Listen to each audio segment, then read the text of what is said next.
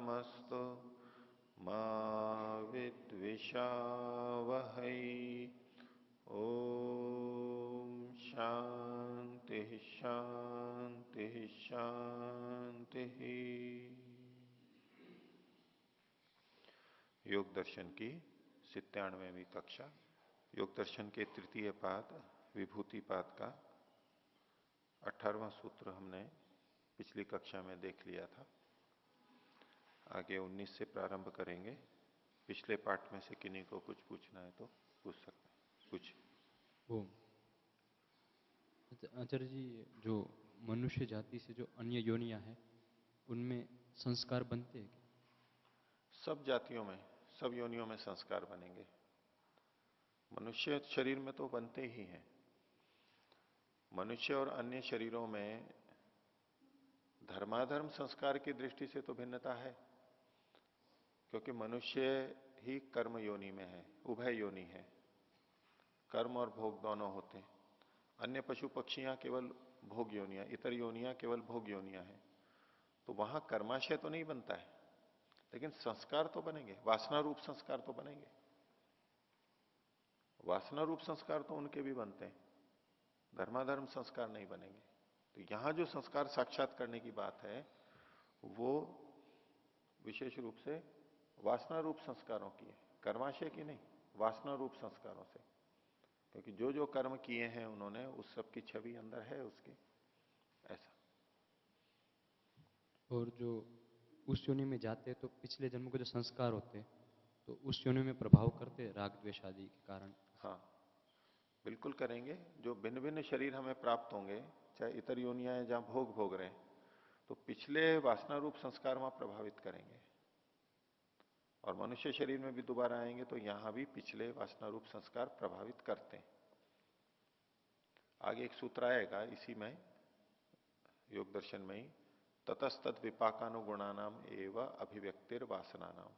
वासनाओं की यानी वासना रूप संस्कारों की अभिव्यक्ति होती है। कैसे?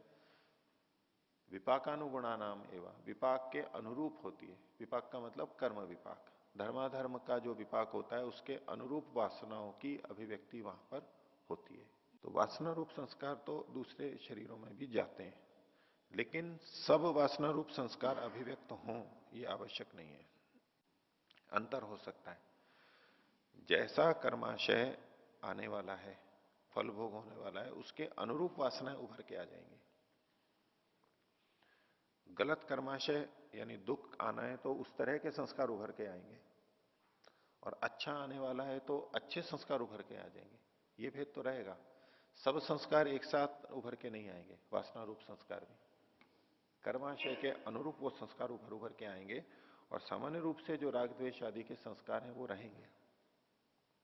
पशुओं में भी हम देखते हैं ना, स्वभाव की भिन्नता होती है, एक जैसे नहीं होते। चाहे कुत्ते देख लें, चाहे गायें देख लें, हाथी देख लें, कुछ सरल स्वभाव, कुछ उग्र स्वभाव, भिन्नताएं रहती हैं। किसी की खाना खाने की अधिक प्रवृत्ति होती है, किसी की कोई प्रवृत्ति होती है, इत्यादि।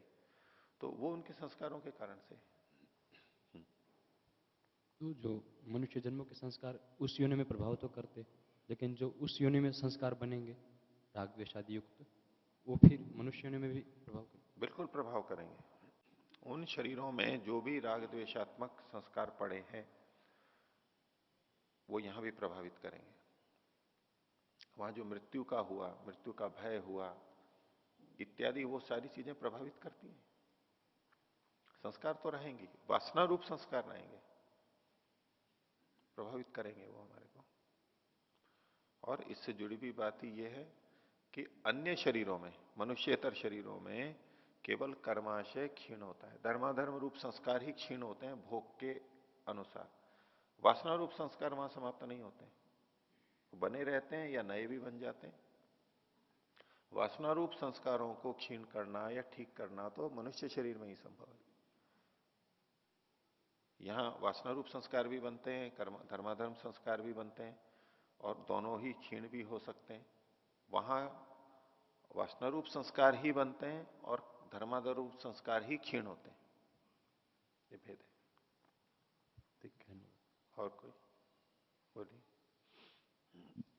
जी, इसी प्रसंग में जब हम दूसरे पाद में ये देखा था कि कर्माशय का विभाग अलग अलग होता है जब जन्म मिलना होता है, तो क्या संस्कारों का विभाग भी फिर मानना पड़ेगा? सब कर्मों का विपाक नहीं, संस्कारों सब संस्कारों का विपाक। विभाग डिवाइड। संस्कार तो कैसे भी कभी भी आ सकते हैं, वो आएंगे कर्मों के विपाक के अनुरूप। कर्मों का विभाजन कर ही रखा है, अदृष्ट जन्म वेदनीय, नियत विपाकी, अगला जन्म जो देने वाले हैं, तो उनके अनुरूप संस्कार उभरेंगे, वासना रूप संस्कार। उनका विभाजन अपने आप ही हो जाएगा, अलग से कुछ लिखा नहीं है यहां पर, और सामान्य रूप से सब आते रहेंगे। अब हम जितने भी संस्कार देखें, एक स्थूल भेद करें तो राग द्वेषात्मक दो ही श्रेणियों में सबको बांट सकते हैं। अब रागात्मक कैसे होंगे, द्वेषात्मक कैसे होंगे, इसकी भिन्नता तो हो सकती है। कर्माशय के अनुरूप कम या अधिक वो उभरेंगे, लेकिन वो तो संस्कार तो वासना रूप साथ में चल ही रहे हैं, निमित्त आलंबन आदि के कारण से उभरते रहेंगे, दबते रहेंगे, ये सब चीज चलती रहेगी। तो कल ये जो हमने संस्कारों में संयम करने की बात रखी थी, इस विषय में थोड़ा सा स्पष्ट करेंगे कि इसको प्रैक्टिकली कैसे करना? हम तो वृत्तियों को देख के ही संस्कारों का अनुमान करते हैं, ये चित्त के स्तर पर देखे जाने चाहिए। वृत्तियों को भी हम चित्त के स्तर पर ही देखते हैं अपनी। हम जब अपनी वृत्ति को देखते हैं तो अंदर ही तो देखते हैं, चित्त के स्तर पर। और दूसरे की वृत्तियों को देखना चाहते हैं, जानना चाहते हैं, तो हम उसके व्यवहारों को देखते हैं, बाह्य क्रियाकलापों को देखते हैं। उन क्रियाकलापों का, गतिविधियों का तो हम प्रत्यक्ष करते हैं, और उससे उनकी वृत्तियों का अनुमान करते हैं, क्योंकि मन को तो हम सीधा नहीं पढ़ सकते दूसरे का, सामान्य व्यक्ति। और मन की वृत्तियों का अनुमान करके और उस अनुमान से फिर संस्कारों का भी अनुमान करते हैं कि इसके ऐसे संस्कार रहे होंगे। अथवा कर्म को देख के हम सीधे संस्कारों पर भी चले जाते हैं, तो इस व्यक्ति की ऐसी गतिविधियां हैं तो इसके ऐसे संस्कार रहे होंगे, इसमें ये घटित हो रहा है, ये परिवर्तन आ रहा है, इसका मतलब है इसके पिछले संस्कार रहे होंगे। हम इन गतिविधियों क्रियाओं को देख के सीधे संस्कारों का भी अनुमान कर लेते हैं, वृत्ति भी बीच में लेके कर सकते हैं, लेकिन सीधे हम कोई साक्षात्कार नहीं कर सकते। ये जो साक्षात्कार है ये आंतरिक रूप से ही होना चाहिए। अब उसके लिए कोई विधि प्रायोगिक तो कुछ ऐसी लिखी नहीं, सीधे बस धारणा ध्यान समाधि, धारणा और ध्यान तो हम कर ही सकते हैं। अब उसके आगे का रास्ता अपने आप खुलेगा समाधि का, वहां जो प्रत्यक्ष होगा। अभी हम अपने मन के संस्कारों पर केंद्रित हो सकते हैं। पहले तो केंद्रित हो गए, उसको विषय बनाया, आलंबन किया, जैसे किसी देश का आलंबन ले लेते हैं, आधार बना लेते हैं, ऐसे मन के संस्कारों पर हमने आलंबन कर लिया, केंद्रित हो गए, ये धारणा हो गई वहां पर। उसमें भी किसी एक संस्कार पर या किसी पर भी, वो संस्कारों पर मतलब हम वृत्तियों पे हो रहे हैं अंदर सामान्यतः। फिर उसका ध्यान होगा, मनन होगा, उसी पे विचार चलेगा, करते करते करते फिर कुछ ऐसी एकाग्र स्थिति बननी चाहिए जिससे अंदर के संस्कारों का वो साक्षात्कार कर ले, यानी उस पर समाधि लग जाए।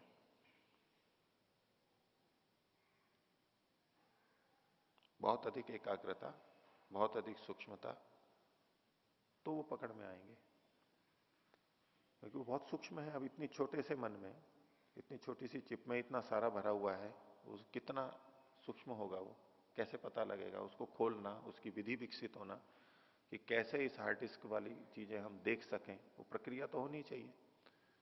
सीधा तो लिखा हुआ है नहीं पुस्तकों की तरह से, पुस्तकों पे भी बारीक होता है, या तो चावल आदि पे भी लिख देते हैं बारीक, और नंगी आंखों से दिखता ही नहीं है हमारे को, जबकि वो तो बहुत स्थूल होता है। इतनी सूक्ष्म चीजें जो हैं, कितनी सूक्ष्मता से होगा, उस तरह की आंतरिक शक्ति कुछ विकसित होती है, जिसके कारण से उसको वो सबको पढ़ पाता है। हम कंप्यूटर में पढ़ पाते हैं, देख पाते हैं बड़ा करके, बस ऐसे वो अंदर भी पढ़ लेता है, देख लेता है। सूक्ष्मता की बात है। वैसे जैसे यंत्र देख लेते हैं, छोटी सूक्ष्म चीजों को, अंतर होता है हमारे में और यंत्रों में, बहुत सूक्ष्म चीज को देख लेते हैं। ऐसे ही हमारी आंतरिक क्षमता बढ़ने पर उनको वो देख पाते होंगे, यही संभावना लगती है। आपको पूछना? आचार्य जी, 17वें सूत्र में जी जो बताया गया कि शब्द अर्थ और ज्ञान का प्रविभाग करके उस पे संयम करने से योगी को सभी भूतों सभी प्राणियों की भाषाओं का ज्ञान हो जाता है। तो इस सूत्र में जो भाष्य में बताया गया पद के अर्थ को हम किस तरह से जान सकते हैं कि पदों की तरह तरह की वो विभिन्न आयामों के बारे में बताया गया। तो जो इस भाषा में बताया गया वो भाषा हम जानते हैं, उसको हम समझ सकते हैं, परंतु जो पक्षियों की या पशुओं की जो भाषाएं हैं उसमें तो हमें ना शब्द का पता चलेगा ना अर्थ का तो बात की बात है, तो शब्द का ही नहीं पता चलेगा। शब्द का तो पता लग ही जाता है, हम सुनते ही हैं उनके शब्द। फिर उसके बाद हाँ, अर्थ और उसके आगे ज्ञान। ये सब तो क्षमता विकसित होगी। पहले तो हम अपनी भाषा में इसको करेंगे, जिस भाषा को हम समझते हैं उसमें शब्द अर्थ और ज्ञान, क्योंकि अर्थ हमारा जाना हुआ है और ज्ञान हो रहा है, हमारे को संकेतकृत बुद्धि बनी हुई है, पहले तो इन पे संयम करेंगे और इस पे संयम करने से ऐसी क्षमता विकसित होगी जिससे कि अज्ञात भाषा या तो पशु पक्षियों की भाषा का भी हमें बोध होने लगेगा। इस तरह का तात्पर्य समझ में आता है। सीधे तो नहीं जा सकते वहां पर, क्योंकि संकेतकृत बुद्धि ही नहीं है, इस शब्द का कौन सा अर्थ है ये तो अभी पता ही नहीं है उसको। तो प्रारंभ वहीं से होगा जहां हमें पता है, जिस भाषा का भी है उसमें संयम करेंगे इन तीनों का, और उससे फिर अंदर ही कुछ सूत्र निकलेगा, कोई चाबी मिलेगी जिससे कि वो भी समझ में आने लगेंगे, वो क्षमता बढ़ेगी, ये संभावना लगती है। इसका अर्थ ये हुआ कि जो भाषा हम जानते हैं उस भाषा के जो भी शब्द हम प्रयोग करते हैं वाक्य रूप में या शब्द रूप में वर्णों का जो प्रयोग करते हैं, तो उसमें हर शब्द का वाक्य का विभाग करना पड़ेगा कि ये शब्द है, ये अर्थ है और ये ज्ञान है। हाँ, सबका करें या तो अभ्यास के लिए कुछ शब्द या कुछ वाक्य लेके या एक शब्द एक वाक्य लेकर के भी किया जा सकता है, फिर उसका तो विस्तार होता जाएगा जितना अधिक करने लगे, हर समय वो सारा का सारा पता लगने लगे। तो पहले तो यहीं से प्रारंभ होगा, फिर क्षमता विकसित होगी तब होगा। तो इसमें ऐसा भी हो सकता है कि अर्थ और ज्ञान एक ही हो किसी ऐसी। अर्थ और ज्ञान तो अलग अलग ही होगा। अर्थ अर्थ का मतलब ये नहीं होता है कि जो शब्द का अर्थ लेते हैं हम, भी गाय का अर्थ पता है आपको? बोले जी पता है। वेद का अर्थ पता है? हाँ जी पता है। हम उसका पर्यायवाची बोल देते हैं, इसका ये अर्थ है, ये तो ज्ञानात्मक हुआ। ऐसा नहीं, यहां अर्थ का मतलब वो वस्तु जो वाच्य है वो अर्थ के से अभिप्रेत है, तो इसलिए वो और फिर प्रत्यय यानी ज्ञान वो एक नहीं होंगे, अलग ही होंगे। जो शब्द का अर्थ हम दिमाग में सोच लेते हैं, इस वाक्य का अर्थ समझ में आ गया, इस मंत्र का अर्थ समझ में आ गया, ये जो हम करते हैं ये तो ज्ञानात्मक होता है। हम पूछे इस श्लोक का अर्थ आता है आपको? बोले आता है, करके बताओ, तो उसको हम दूसरी भाषा में बोल देते हैं, संस्कृत में हिंदी में बोल देते हैं, अपनी किसी अन्य भाषा में बोल देते हैं। ये जो अर्थ का ज्ञान है जिसको हम अर्थ बोलते हैं, जैसे पदार्थ कहते हैं, भावार्थ कहते हैं, ये अर्थ तो शाब्दिक अर्थ है, ये वस्तु तत्व वाला अर्थ नहीं है, यहां उसकी चर्चा नहीं है। ये जो शाब्दिक अर्थ है ये तो ज्ञानात्मक ही है, ये तो प्रत्यय ही है, ये वस्तु जो कही जा रही है उस अर्थ को। तो इसका अर्थ उसकी वास्तविकता को जानना है या उसकी अनुभूति करना है अर्थ का? वो भी करेगा, उसको अंतर देखेगा कि ये शब्द है इसका वो अर्थ है,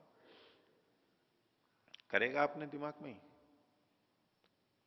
जैसे ही हम गाय शब्द बोलते हैं तो हमें पता लग रहा है कि गाय शब्द अलग है, और उससे एक बोध हमारे अंदर उत्पन्न हुआ है, गाय का स्वरूप आया, वो गाय वस्तु अलग है हमें पता है, और मेरे को ये ज्ञान हो रहा है गाय का, ये एक अलग ज्ञान हो गया हमारे अंदर जो ज्ञान हुआ।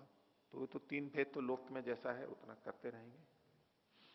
तो अर्थ समझ में नहीं आ रहा कि अर्थ अर्थ का क्या है। मतलब वो वस्तु, उस वस्तु का भी ज्ञान ही होगा। यहां जो ये धारणा ध्यान समाधि है ये ज्ञान के रूप में होगा कि जब हम गाय बोलेंगे तो गाय जो प्राणी है उसका स्वरूप है वो हमारे मन में आएगा, ये अर्थ हुआ, और हमें पता है कि ये शब्द से भिन्न है, ठीक है, और एक हमारे को बोध होता है, फिर ज्ञान होता है। तो अर्थ है वो तो वहीं पर ही देखा जाएगा जहां वस्तु है, लेकिन होगा ज्ञान के रूप में ही हमारे अंदर। और हमें भेद होना चाहिए कि ये शब्द बोला है वृक्ष, तो वृक्ष अलग चीज है, शब्द अलग है, ये है, और ज्ञान जो मेरे अंदर है स्मृति के रूप में वो अलग है। अर्थ तो वो वस्तु ही होती है। और आचार्य जी, इस सूत्र में अंत में तीसरा अनुच्छेद जो है, उसमें जो अंतिम पंक्ति है, उसका एक अर्थ, एक शब्द का अर्थ नहीं समझ में आ रहा। नाम आख्यात सारूप्यात निर्जातम, इसमें नाम आख्यात शब्द का क्या अर्थ है? हाँ, आख्यात मतलब क्रियावाची शब्द, क्रियावाची शब्द जैसे पठती, पचती, भवती आदि जो आए ये आख्यात कहलाते हैं। एक पुस्तक भी है आख्यातिक, स्वामी जी के वेदांत प्रकाश की पुस्तक है। नाम में एक नामिक पुस्तक है, नाम रूप कैसे बनते हैं यानी शब्द रूप कैसे बनते हैं, और आख्यातिक मतलब क्रिया रूप कैसे बनते हैं। लट लकार, लोट लकार इत्यादि जो ये लकार हैं धातुओं से जो बनते हैं वो आख्यात कहलाते हैं, नाम और आख्यात। ठीक है। ओम। आचार्य जी, 18वें सूत्र, संस्कार साक्षात्करणात् पूर्व जाति ज्ञानम कहा है, और जो इन्होंने ये तो बता दिया भाई संस्कार साक्षात्कार करने से पूर्व जाति ज्ञान होगा, तो इन्होंने जो उदाहरण उठाया जैगी शव्य आचार्य के संस्कार साक्षात्करण से इनको 10 महासर्गों का तो परिणाम क्रम का देखते हुए और विवेकज ज्ञान जो विवेक ज्ञान जो होता है वो तो क्षण तत्क्रमयो संयमात विवेकजम ज्ञानम कहा है, और जो प्रसंग चल रहा है पूर्व जाति ज्ञान का चल रहा है, और जो 54 सूत्र का वो तो विवेक ज्ञान का क्या चीज है, विवेक ज्ञान उसके बात थी। तो कैसे देखो, विवेक ज्ञान क्षण तत्क्रमयो संयमात उससे भी हो सकता है। विवेक ज्ञान क्षण और उसके क्रम में संयम करने से ही होता है ऐसा थोड़ा है, उससे भी विवेक ज्ञान होता है, इससे भी विवेक ज्ञान हो जाता है, दोनों से होगा। और विवेक ज्ञान किसे कहते हैं, ये ना जिससे ये सब जान लेता है, अतीत अनागत वर्तमान और उसी समय जान लेता है सब धर्मों को, वो विवेक ज्ञान है। तो दो तरीके से हो सकता है। गाय से दूध प्राप्त हुआ, बोले भैंस से भी दूध प्राप्त होता है, ये वही दूध है जो गाय से प्राप्त होता है, दूध का मतलब वो है, ऐसा कोई कहे तो वो दूध कहां हुआ, वो तो गाय से प्राप्त होता है, भैंस से थोड़ा ना मिलेगा। फिर वो वही दूध कहा गया है कि ये विवेक ज्ञान कहा है, ये वहां भी आया है, यही संकेत किया गया। ये थोड़ा ना कहा गया कि क्षण और उसके क्रम में संयम करने वाला ये है विवेक ज्ञान, ये इस तरह से हो रहा है विवेक ज्ञान, वहां उस तरह से हो रहा है। जी, जब सूत्र बनाते हैं तो उसी से ही होगा ऐसे तात्पर्य निकालना चाहिए। आप जिस तरह का उदाहरण आपने प्रस्तुत किया, आवश्यक नहीं है, ही आवश्यक नहीं, जिस तरह अपने पक्ष में आपने उदाहरण जो प्रस्तुत किया वो अलग ढंग से भी ले सकते हैं, जो ले सकते हो, लेकिन वक्ता के अभिप्राय के अनुरूप उदाहरण का अर्थ आपको लेना होगा। आप भिन्न अर्थ लेोगे तो ठीक है, वो तो नहीं घटेगा। तो ये मान लें कि बात चल रही थी पूर्व जाति ज्ञान की, हाँ, और जो ये इन्होंने जो दिखलाया है कि विवेक ज्ञान प्रादुर्भवत, ये क्या हुआ? पूर्व जाति का ज्ञान, सूत्र तक तो केवल पूर्व जाति ज्ञान ही लिखा है, यहां सूत्र की तात्पर्य समाप्त हो जाता है सूत्र का, और उन्होंने अर्थ भी कर दिया। अब इन्होंने क्या किया कि इसको जब ज्ञान हुआ और उस पूर्व जाति ज्ञान हो गया और साथ में विवेक ज्ञान भी उत्पन्न हुआ, ये व्यास भाष्य में कहा है। ये भगवान जैगी शब्द ऐसे थे कि उनको विवेक ज्ञान भी हो गया था। कैसे हुआ था? 10 महासर्गों की पूर्व जातियों का ज्ञान होने से। ठीक है, व्यास जी ने लिख दिया, इसका उससे उससे विरोध हो ये कोई ऐसा थोड़ा ना देखना है आवश्यक है कि भाई विरोध ही है। आप उसको कारण को, हेतु को क्यों समान देख रहे हो? चकले बेलन से रोटी बनती है, ठीक है, बेलने से। अब दूसरे का हो, उन्होंने हाथ में कर ली हो थाप करके, ये वैसी जमीन पे कर ली हो फेर करके, बिना बेलन के भी, मक्की आदि की जैसे बनाते हैं तो बना दी। तो इसका उससे विरोध थोड़ा ना आ जाता है कि भाई चकले बेलन से कहा था वहां, तो यहां इससे क्यों? अब यहां हमें विरोध इसलिए नहीं लगता है क्योंकि हमें पता है वैसे भी होता है, ऐसे भी होता है, इसके लिए हमें पता नहीं है इसलिए हमें यूं लगने लगता है। लेकिन शैली वही है, वहां एक कारण बताया, क्षण उसके क्रम में संयम करने से विवेक ज्ञान उत्पन्न होता है, बस। यहां ऐसे भी हो रहा है, तो दोनों ही बातें शब्द प्रमाण है हमारे लिए, विरोध क्यों देखें उसमें? ठीक है आचार्य जी, ये तो व्याख्या हो गई ना। अब सीधा तो सूत्र, मान लो अग्नि पर पकाने से रोटी बनती है, उसका क्या विकल्प है? अग्नि पर पकाने पे मतलब अग्नि से ही रोटी तो बनती आप है। उदाहरण क्यों बदल रहे हो? सोचने वाला तो सोच। नहीं तो मैं ऐसा थोड़ा ना कह रहा हूं कि हर उदाहरण इस पे घटेगा। ऐसे उदाहरण ही तो घटेंगे जो इस पे लगते होंगे। ऐसे खंडन नहीं होता है ना, ये तो जाति का आप भिन्न उदाहरण को ला करके और भिन्न अर्थ को लेकर के प्रयोग करेंगे, ऐसे नहीं। वक्ता का अभिप्राय समझने के लिए उतना ही समझना होता है। हाँ, आपको खंडन ही करना है तब तो ये इस शैली से बोलोगे आप, नहीं, खंडन की मेरे को दृष्टि इसको गलत सिद्ध करना है वो हो तो फिर तो आप कुछ भी करोगे। नहीं, खंडन की दृष्टि से नहीं आचार्य जी, मैं एक सूत्र वो आपने व्याख्या की, मुझे समझ में आ गई बात, मैं इस रूप से सोच रहा समाप्त था। हो गई फिर। आपको ये समझ में आ गया कि भाई ठीक है, ये संगति लग रही है तो बस। हाँ, और अच्छी संगति भी हो सकती है, वो आप विचार कर लीजिए, और किसी के मन में आए तो वो भी कर सकते हैं। ठीक है, आप जो विरोध बता रहे थे, मैं ये कह रहा हूं उस तरह का विरोध इतने मात्र से नहीं सिद्ध होता आपकी बात से, बस इतना ही अभिप्राय है। तो आगे चलें। तो 18वें सूत्र में संस्कार के साक्षात्कार से पूर्व जाति का ज्ञान इन्होंने बताया था। आगे 19वां सूत्र अगली सिद्धि के लिए बता रहे हैं, अगले संयम की बात कर रहे हैं। प्रत्यय से पर चित्त ज्ञानम। प्रत्यय से, प्रत्यय यानी तो ज्ञान, और प्रत्यय का मतलब प्रत्यय में संयम करने से, ज्ञान में संयम करने से, दूसरे के प्रत्यय में संयम करने से पर चित्त ज्ञानम, दूसरे के चित्त का पता लग जाता है। हमें अपने चित्त का तो पता होता ही है, जितना जितना हम जानते हैं उतना तो होता ही है। हम नहीं समझ पाए अपने को तो नहीं भी जानते, लेकिन अपनी बहुत सारी बातें हमें पता होती हैं अपने चित्त की, मेरा चित्त कैसा है। दूसरे का इतना पता नहीं होता है, लेकिन फिर भी हम दूसरे का अनुमान तो कर ही लेते हैं, उसके व्यवहार से, हाव भाव से इत्यादि से हम उसके चित्त का, भी इसका चित्त ऐसा है। तो कुछ उसी तरह से, लेकिन ये सूक्ष्मता से और व्यापक रूप से होगा, इसलिए ये सिद्धि है। हम उतना नहीं जान सकते जितना योगी जान सकते हैं। तो प्रत्यय में संयम करने से, यानी प्रत्यय का साक्षात्कार करने से परचित्त ज्ञानम, दूसरे के चित्त का ज्ञान हो जाता है कि इसका चित्त है कैसा, इसका मन कैसा है। हम किसी से बातचीत करके प्रयास करते हैं ना उसका, कहते हैं इसका थोड़ा मन टटोलना, थोड़ा मन टटोल रहा हूं इसका। अब मन को कैसे टटोलना है? टटोलना तो समझते हैं, जैसे कि गेहूं वगैरह हो और उसमें कुछ कंकर या तो कोई ऐसी चीज गिर जाए, हमारी सोना की अंगीठी वगैरह, वो थोड़ा यूं यूं करके हिला हिलू करके देखते हैं, उसको टटोलना बोलते हैं। अंधेरा हो और कोई चीज गिर गई है जमीन पर मिट्टी में, तो यूं यूं हिला हिला करके जो देखते हैं बोले टटोल रहा हूं। अथवा जिनके नेत्र नहीं होते वो जब चलते हैं तो टटोल टटोल कर चल रहे, देख देख करके यहां है या नहीं है, यहां है या नहीं है। अथवा अंधेरा हो और हम भी, हमारे को भी दिखाई नहीं दे रहा है, तो बोले मेरे को कुछ रास्ता ही नहीं दिखा है, मैं तो टटोल टटोल के आया, यानी थोड़ा यहां देखा यहां देखा, ठीक लगा तो जाऊंगा, ऐसा उसका प्रयोग। तो क्या इसका मन टटोल है, थोड़ा सा छू के देखें यहाँ कैसा है, ऐसा व्यवहार करें, देखें इसमें क्या ये व्यवहार करता है, क्या बोलता है, क्या प्रतिक्रिया होती है, ऐसे देखने का प्रयास करते हैं एक दूसरे को।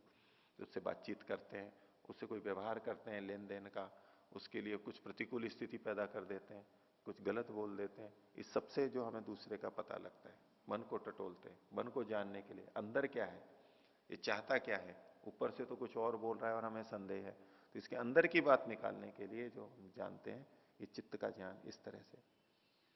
तो किस कैसे होगा? उसके ज्ञान के आधार पर ही होता है। हम उसका ज्ञान जब जानते हैं, ज्ञान को समझते हैं, तो उसका मन अंदर की स्थिति पता लगती है। एक तरह से हम उसका ज्ञान ही तो टटोल रहे हैं, इसका क्या ज्ञान है, क्या कह रहा है वो। तो ये बात अच्छे स्तर पर, ऊंचे स्तर पर सूक्ष्मता से यहां होगी। तो प्रत्यय संयमात, प्रत्यय में संयम करने से, तो प्रत्यय का मतलब यहां पर हम लेंगे ज्ञान। वृत्ति भी कह सकते हैं, वृत्ति भी ज्ञानात्मक ही होती है। तो वृत्ति में या प्रत्यय में संयम करने से, इसी को और खोल दिया, या इसके बाद में संयम के बाद क्या होगा? प्रत्यय से साक्षात्करणा, प्रत्यय का साक्षात्कार करने से, ये साक्षात्कार समाधि में होगा। साक्षात्कार करने से ततः परचित्त ज्ञानम, दूसरे के चित्त के बारे में पता लग जाता है। ठीक है, वो पूरी पूरी बात समझ लेता है, बहुत जल्दी समझ लेता है कि इसका मन ये है। मनुष्यों में भी तो अलग अलग तरह के होते हैं।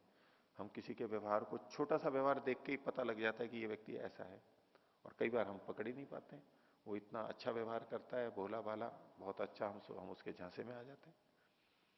और जो बुद्धिमान होता है वो उसमें भी पकड़ लेता है कि ये जो कोई कितना भी भोला भाला बन के और अच्छा व्यवहार करे, अगर गड़बड़ है तो वहां संकेत तो छूट जाते हैं, पकड़ने वाले पकड़ भी सकते हैं। वो बहुत कुशल है तो पता भी नहीं लगे, लेकिन कुछ ना कुछ तो पता लग जाता है। सूक्ष्मता से देखें तो विरोध दिख जाएगा उसके कहीं ना कहीं बातों के अंदर, तो बस संदेह पैदा हो जाएगा, ये कुछ गड़बड़ है। जो बिल्कुल सीधा साधा बोल रहा है वहां विरोध नहीं आएगा, वहां तो एकदम बात समझ में आ जाएगी। तो उसको संदेह हो जाता है, फिर वो उसको कुछ प्रश्न उत्तर करके बिना उसको बताए प्रश्न उत्तर करते करते फिर टटोल लेता है, वो बात निकल जाती है, थोड़ी देर में स्पष्ट हो जाती है।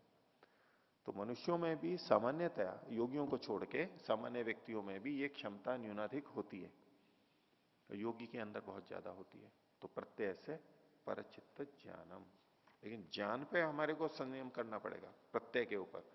प्रत्यय पे ही धारणा, ध्यान और समाधि केंद्रित करनी होगी।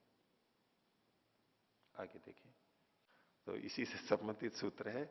तो 20वां सूत्र, पिछली जो सिद्धि थी प्रत्यय से परचित्त ज्ञानम, उसके ऊपर है सूत्र। देखिए, न च तत्सालंबनम तस्य अविषयी भूतत्वात्, न च तत्सालंबनम, ये जो परचित्त का ज्ञान हो रहा है इसमें आलंबन का ज्ञान नहीं हो रहा है उसका।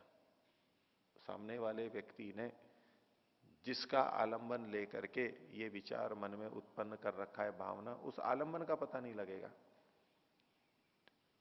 जैसे कि किसी के मन में राग है, किसी के मन में द्वेष है, तो ये तो पता लग गया कि इसको राग और द्वेष है, लेकिन किसके प्रति राग है, किसके प्रति द्वेष है, ये नहीं पता लगेगा उसको। उसको स्पष्टता कर रहे हैं, खोल रहे हैं कि बस इतना पता लगेगा कि इसके मन में ऐसे ऐसे विचार है, लेकिन वो किसके प्रति है ये अभी पता नहीं लगेगा। तो न च तत्सालंबनम, आलंबन सहित पता नहीं लगेगा किस आलंबन को लेके ये विचार है, उसके ज्ञान है। क्यों नहीं होगा? तो उसके लिए हेतु दिया, तस्य अविषयी भूतत्वात्, उसके यानी योगी के, वो जो उसका आलंबन है सामने वाले व्यक्ति का, वो तो उसका विषय बना ही नहीं है, उसमें धारणा ध्यान समाधि हुई नहीं है। इसने तो केवल ज्ञान में धारणा ध्यान समाधि लगाई, तो उसके ज्ञान का पता लग गया, चित्त का पता लग गया कि इसका चित्त ऐसा है। और उसने जहां आलंबन, जिस आलंबन से उसके मन में ये विचार है, उस आलंबन का नहीं पता लगा, उस आलंबन पर उसने संयम नहीं किया है, तो उसका पता नहीं लगेगा। तो तस्य अविषयी भूतत्व, विषयी भूत आलंबनी भूत नहीं होता है। भाष्य देखिए, रक्तम प्रत्ययम जानाति अमुष्मिन आलंबने रक्तम इति न जानाति। रक्तम प्रत्ययम, रक्त मतलब कहते हैं रंगा हुआ, राग वाला, राग को ही कहते हैं। तो ये राग है ऐसा ज्ञान, इसमें राग है, इतना राग है, कम अधिक है, ये तो जानता है, लेकिन अमुस्मिन आलंबने रक्तम, किस विषय में इसका राग है, इति न जानाति, इसको वो नहीं जानता योगी। और खोल रहे हैं, पर प्रत्यय से यद आलंबनम, दूसरे के ज्ञान का जो आलंबन है उसको, तद योगिन चित्ते न आलंबनी कृतम, योगी के चित्त के द्वारा उसका तो आलंबन किया नहीं गया। सामने वाले ने उसका आलंबन कर रखा है, लेकिन योगी ने उसका आलंबन नहीं किया है उस वस्तु का। पर प्रत्यय मात्रम तो योगी चित्त से आलंबनी भूतम, दूसरे के ज्ञान मात्र का उसने आलंबन किया था। दूसरे का ज्ञान जिस पर आलंबित है, आश्रित है, उस पर उसका आलंबन नहीं किया था, केवल ज्ञान का आलंबन किया था, तो उससे उसके चित्त का ज्ञान होता है। ये कारण यहां पर बताया गया। तो पिछले सूत्र की अतिव्याप्ति ना हो जाए, कोई ऐसा ना समझ ले कि सब कुछ पता लग जाएगा, ऐसा नहीं होगा। केवल उसकी स्थिति का पता लगेगा, किसके प्रति है ये नहीं पता लगेगा। आगे 21वां सूत्र, अगली सिद्धि है अंतर्धान की सिद्धि। अंतर्धान हो जाते, दिखाई नहीं देते, अदृश्य हो जाते हैं, ऐसी। और भी इसका विस्तार फिर व्यास जी ने किया, इसको संकेत के रूप में लेते हुए तो कहें काय रूप संयमात, काय मतलब तो शरीर, और उसके रूप में संयम करने से, शरीर का जो रूप होता है, आकार प्रकार रंग आदि बाल आदि जो भी कुछ है, उस रूप में संयम किया गया है। देखिए ये भी संयम का विषय बन रहा है। किसी के शरीर का रूप, ये दूसरे के शरीर का लिया जा सकता है, बाकी अपने शरीर के ऊपर है ये केंद्रित। यहां जो ये सिद्धि बताई जा रही है ये अपने रूप पर केंद्रित है, अपने शरीर के रूप पर संयम किया है उसने। तो काय रूप संयमात तद ग्राह्य शक्ति स्तंभे, उस रूप की जो ग्राह्य शक्ति है उसको उसका स्तंभन करने से, रोक देने से। ग्राह्य शक्ति से मतलब है, इसे यूं समझिए कि हम यदि किसी वस्तु को देख रहे हैं, इस लेखनी को देख रहे हैं, तो देखने वाला होना चाहिए, देखने का साधन होना चाहिए, नेत्र आदि, हमारे में भी शक्ति होनी चाहिए। और इस रूप में भी तो ग्रहण कराने की शक्ति होनी चाहिए, नहीं तो हमें दिखाई नहीं देगा वो। रूप इसके अंदर है और इसकी शक्ति भी है इसमें, ये उसकी ग्राह्य शक्ति है। जिस शक्ति के कारण हम इसको देख पा रहे हैं, ये इसकी ग्राह्य शक्ति है। रूप का होना और रूप में ग्राह्य शक्ति का होना, ये दो अलग अलग दृष्टि से देख रहे हैं, भेद कर रहे हैं उसमें। सामान्यतः हम दोनों चीजें मिला करके ही देखते हैं। वही रूप है तो रूप को ग्रहण करने की शक्ति है ही उसके अंदर, दिखने की शक्ति है। रूप है तो दिखने की शक्ति है, उसमें सामर्थ्य है, पर उसको अलग अलग देख रहे हैं। रूप का होना और रूप दूसरों को दिखाई दे सकना, ये अलग बात है। तो ये ग्राह्य शक्ति है, जिसको हमें देखना है उसमें ऐसी शक्ति है, वो ग्राह्य शक्ति है, ग्रहण करने योग्य शक्ति है। तो काय के रूप में संयम करने से तत् ग्राह्य शक्ति स्तंभे, उसके ग्राह्य की शक्ति को रोक देता है वो। जैसे कि कोई बल्ब है, उसमें प्रकाश है, तो ग्रहण कराने की भी शक्ति है, और उसकी ग्रहण कराने की शक्ति को रोक दे अगर कोई, यानी ढक दे, मोटा उदाहरण दे रहा हूं, उसको किसी ने ढक दिया तो हमें दिखाई नहीं देगा वो। तो जो ग्राह्य शक्ति है उसको उसने थाम लिया, रोक लिया। ऐसा करने से चक्षु प्रकाश असंप्रयोगे, तो नेत्र से संबंधित जो प्रकाश है उसका असंप्रयोग होगा, उसका संयोग नहीं हो पाएगा, मेल नहीं हो पाएगा। चक्षु प्रकाश का मतलब होता है जो दृश्य प्रकाश होता है। चक्षु संबंधी प्रकाश का मतलब है दृश्य प्रकाश, विजिबल लाइट, जो हमको नेत्रों से दिखाई देती है। प्रकाश तो दूसरा भी होता है जो हमें नेत्र से दिखाई नहीं देता, लेकिन चूंकि हमारे नेत्र से देखने की बात है, तो जो विजिबल लाइट है उसका उसके साथ सन्निकर्ष नहीं हो पाएगा ग्राह्य शक्ति का स्तंभ करने से। तो अंतर्धान नाम की सिद्धि होगी, दिखाई नहीं देगी वो वस्तु।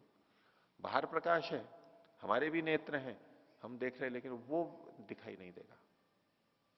तो इसको योगी के अपने शरीर पर लगाइए कि योगी है, वो नहीं चाहता कि दूसरे मेरे को देखें, तो अपने रूप पर संयम करेगा।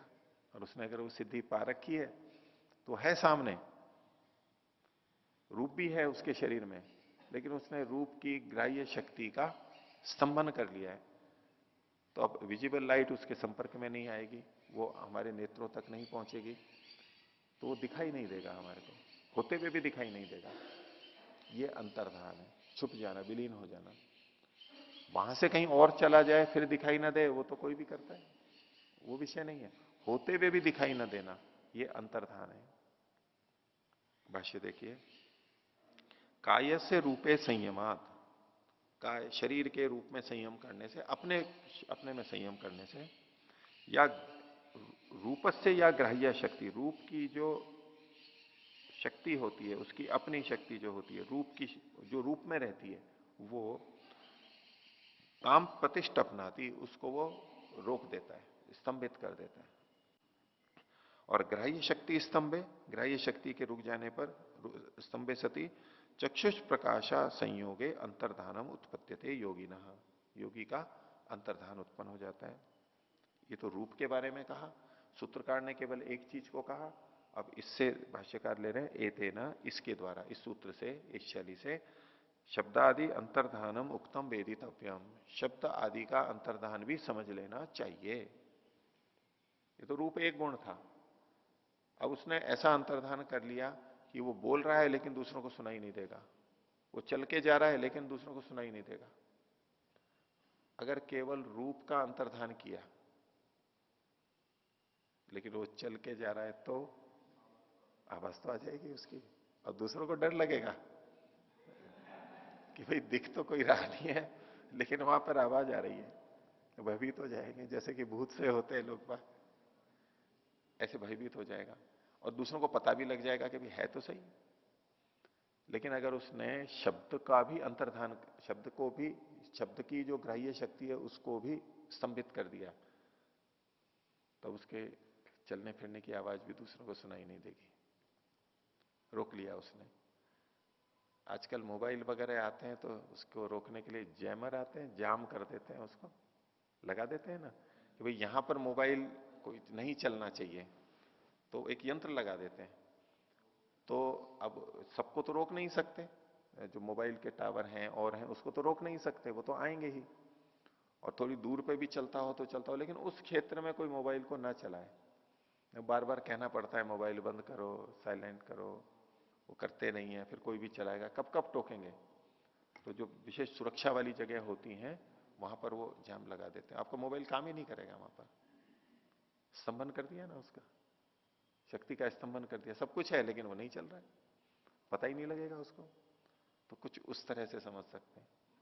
तो रूप का स्तंभन किया, रूप की ग्राह्य शक्ति का, तो दिखाई नहीं देगा वो, और शब्द का तो सुनाई नहीं देगा वो, और छूने का है तो छुएगा भी नहीं वो, छूने में भी नहीं आएगा। नहीं तो मान लो कई बार सामने हो कोई खड़ा हुआ और उसने रूप का अंतर्धान कर दिया, तो सामने वाले को पता है कि है तो यहीं पर ही और उसको लाठी चलानी है तो ऐसे भी लाठी मारेगा ना, भी यहीं पर कहीं तो लगे उसके, दिख नहीं रहा है लेकिन है तो सही, तो लाठी तो लगेगी। लेकिन अगर वो स्पर्श के अंदर भी संयम करके और उसकी स्पर्श की ग्राह्य शक्ति को भी स्तंभित कर देता है, तो स्पर्श का भी पता नहीं लगेगा। किसी का वहां हाथ भी चला गया तो उसको स्पर्श नहीं होगा। तो शब्द, स्पर्श, रूप, ऐसे ही रस का भी लगा लीजिए, रस का भी पता नहीं लगेगा और न गंध का पता लगेगा, पांचों में नहीं तो एक का, तो रूप का तो यहां पर कहा है। तो एतेन शब्दादि अंतर्धानम उक्तम वेदितव्यम, ऐसा समझना चाहिए, वो होते हुए भी पता नहीं लगेगा। ठीक है, ये भी एक सिद्धि है, और योगी अपनी रक्षा कर सकता है, दूसरों से बच सकता है इत्यादि, अपने हित के लिए वो कर सकता है इसका प्रयोग। हो गया, आगे चलते हैं। 22वां सूत्र, सोपक्रमम निरुपक्रमम क्रमम च कर्म तत्संयमाद अपरांत ज्ञानम अरिष्टेभ्यो वा। कर्म दो प्रकार के, सोपक्रम और निरुपक्रम। उपक्रम शब्द आपने सुना ही होगा, भारत सरकार का एक उपक्रम लिखा रहता है ना, एक प्रोजेक्ट होता है, उद्यम होता है, उद्यम। तो स उपक्रम, उद्यम सहित, पुरुषार्थ सहित विशेष प्रयत्न, उपक्रम विशेष प्रकार का प्रयत्न होता है, ये छोटा मोटा नहीं होता है। छोटी मोटी चीज को कहें ये मेरा उपक्रम है, ऐसा नहीं, विशेष योजना पूर्वक अच्छी तरह से जो होता है वो। तो कर्म सोपक्रम भी होते हैं और निरुपक्रम भी होते हैं। कर्मों के भोग की दृष्टि से है ये, हम कर्मों को दो तरह से भोग सकते हैं, सोपक्रम और निरुपक्रम, दोनों तरह से भोग सकते हैं। तो कर्म ये दो प्रकार के हुए, ये कैसे भोगते हैं वो आगे भाष्यकार स्वयं बताएंगे, तब स्पष्ट होगा। तत्संयमात, उस ऐसे कर्म में संयम करने से, सोपक्रम निरुपक्रमता को साथ में रखते हुए कर्म पे जब संयम किया, कर्म यानी कर्माशय पे संयम किया, तो तत्संयमात अपरांत ज्ञानम, अपरांत यानी मृत्यु का ज्ञान हो जाता है, मेरी मृत्यु कब आने वाली है, अपरांत ज्ञानम। अपर कहते हैं अपरश्चासौ अंतश्चैति अपरांत, अपर मतलब कहते हैं भावी, भविष्य में आने वाला। तो अपरांत मतलब भावी अंत जो है यानी मृत्यु, उसका उसको ज्ञान हो जाता है। एक तो ये तरीका है, और दूसरा उपाय बताया अरिष्टेभ्य हुआ, अरिष्टों से भी मृत्यु का ज्ञान हो जाता है। अरिष्ट का मतलब होता है मृत्यु सूचक चिन्ह, लक्षण, मृत्यु को बताने वाले लक्षण, वो अरिष्ट कहलाते हैं। आसव अरिष्ट वाला अरिष्ट नहीं, शब्द वही है अरिष्ट, ये मृत्यु सूचक लक्षण है ये। चरक संहिता के अंदर इंद्रिय स्थान करके एक है, उसमें अरिष्ट ही अरिष्ट बता रखे हैं। ये 1 साल वाला अरिष्ट है, ये 6 महीने वाला अरिष्ट है, ये 1 महीने वाला अरिष्ट है, ये 1 दिन वाला अरिष्ट है, ये कुछ घंटे वाला अरिष्ट है, तरह तरह के अरिष्ट बताए वहां पर। इसको देख करके, ताकि चिकित्सक को पता रहे कि सामने वाला कब जाने वाला है, उसकी मृत्यु कब लिखी है, ठीक होना भी है या नहीं है, उसको देख करके चिकित्सा करें। अगर अरिष्ट लक्षण दिखाई दे रहे हैं कि ये तो बचना नहीं है, तो कहा जाता है कि वैद्य को अपने यश की रक्षा के लिए उसकी चिकित्सा नहीं करनी चाहिए, अथवा बता करके करनी चाहिए कि भाई इसका कोई निश्चित नहीं है, आप कहो तो मैं प्रयास कर लूं, बाकी। और अगर यूं कहे कि नहीं मैं ठीक कर दूंगा और ठीक होना नहीं है, वो अरिष्ट लक्षण दिख रहे हैं, तो वैद्य का अपयश होता है चिकित्सक का। ये बोला तो था लेकिन ठीक नहीं किया इसने, और हमारे रोग बढ़ गया। और पहले से बोल देते हैं भाई ये मेरे बस की बात नहीं है, और ये तो इतने ज्यादा नहीं जीने वाले हैं, आप कहो तो मैं प्रयास कर सकता हूं, अब चिकित्सक बच जाता है। तो चिकित्सक को ये समस्या ना आए, उसको पता रहे, उसके लिए चरक संहिता में इंद्रिय स्थान एक अलग से लिखा है, वो वहां अरिष्टों की चर्चा है सारी, बहुत तरह के अरिष्ट है। तो कर्म, सोपक्रम, निरुपक्रम, उस पर संयम करने से और अरिष्टों पे संयम करने से मृत्यु का ज्ञान हो जाता है कि मृत्यु आने वाली है। इसको यूं नहीं समझ लें कि इस दिन इस समय और ये सब होने वाला है, बस हाँ आने वाली है, पास में अब आने वाली है, अब इतने दिन बाकी है, ये बस अब हो गया समय। भाष्य देखिए, सोपक्रमम निरुपक्रमम, इसको खोल रहे हैं। आयुर्विपाकम कर्म द्विविधम, आयु के विपाक करने वाले जो कर्म होते हैं, जिनसे हमें आयु मिलती है, उनका विपाक दो तरह से होता है। आयु विपाक कर्म द्विविधम, सोपक्रमम निरुपक्रमम च। सोपक्रम विशेष प्रयत्न पूर्वक, और निरुपक्रम मतलब हम उसमें प्रयत्न नहीं कर रहे हैं, विशेष प्रयत्न नहीं कर रहे हैं। इसके लिए उदाहरण दिया इन्होंने, यथा तत्र यथा आर्द्रम वस्त्रम वितानितम लघियसा काले न शुष्येत तथा सोपक्रमम। हमने कपड़े धोए और कपड़े को हमने फैला करके सुखा दिया तो जल्दी सूख जाएगा।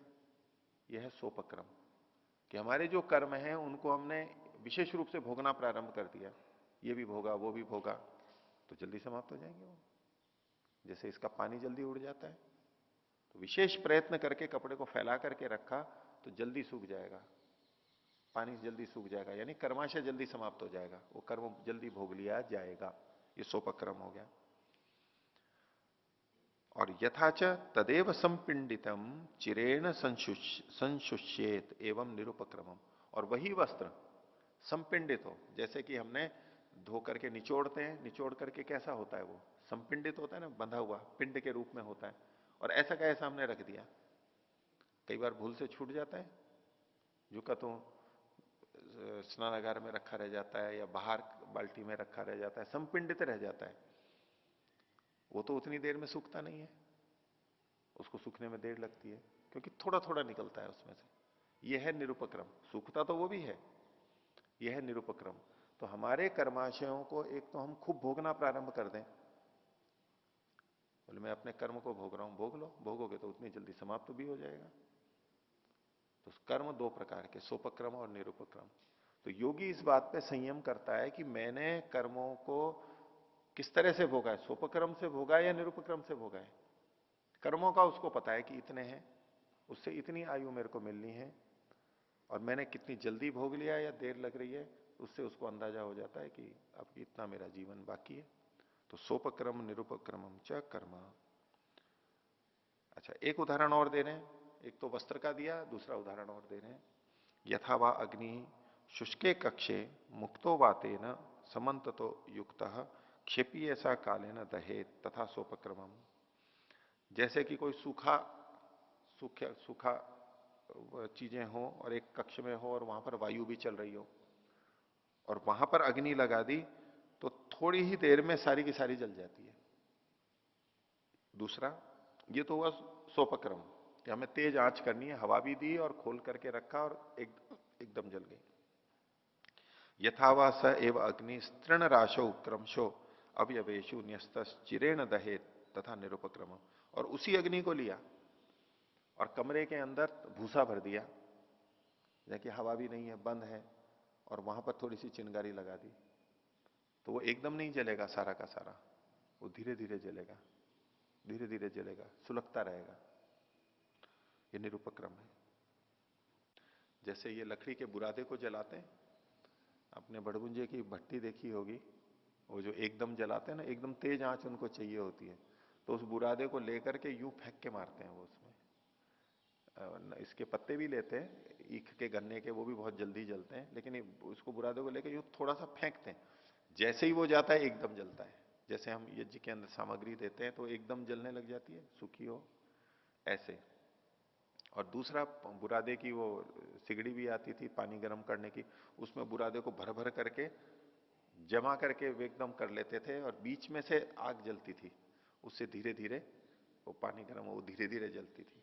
तो अगर हमने यूं दबा के रखा हुआ है तो देर से होगा, ये निरुपक्रम है, और खोल के कर दिया है तो सोपक्रम है। तो ये दो प्रकार के कर्म हुए, सोपक्रम और निरुपक्रम।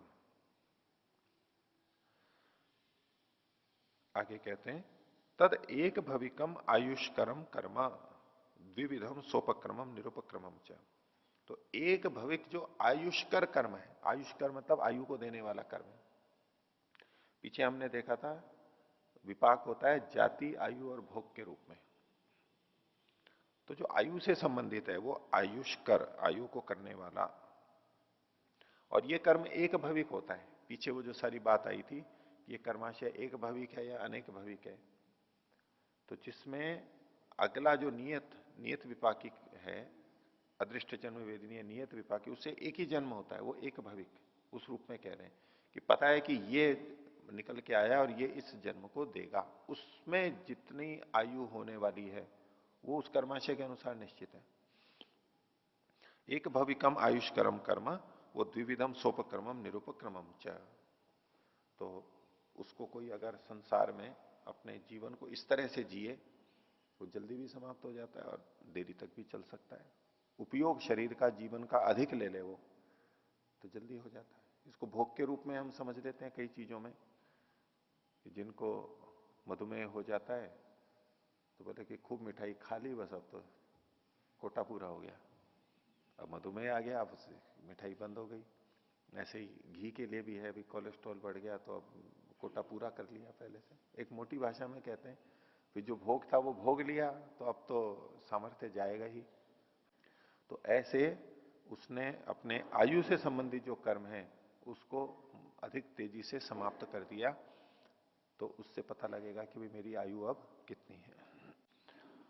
आगे तत्संयमाद अपरांत से प्रायण से ज्ञानम। तत्संयमाद अर्थात उस पर संयम करने से, सोपक्रम निरुपक्रम कर्म पे संयम करने से, अपरांत से को ही इन्होंने आगे खोल दिया, प्रायण से यानी प्रयाण जो होता है हमारा, यहां से प्रकर्ष रूप से गमन होता है, यानी हमेशा के लिए चला जाना होता है, मृत्यु, उसका ज्ञान हो जाता है।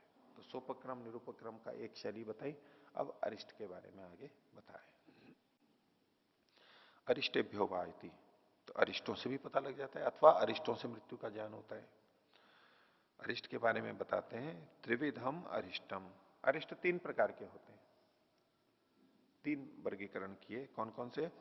आध्यात्मिकम, आधिभौतिकम, आधिदैविकम च। जैसे दुख हम तीन प्रकार के देखते हैं, आध्यात्मिक, आधिभौतिक, आधिदैविक, ऐसे ही अरिष्ट भी तीन प्रकार के। आध्यात्मिक अरिष्ट वो हैं जो अपने से संबंधित है, अपने शरीर से संबंधित है। आधिभौतिक होते हैं जो अन्य प्राणियों से संबंधित होते हैं, अन्य जीवों से संबंधित। और आधिदैविक जो प्रकृति के और इन सब के जो चीजें होती हैं उनको देख करके।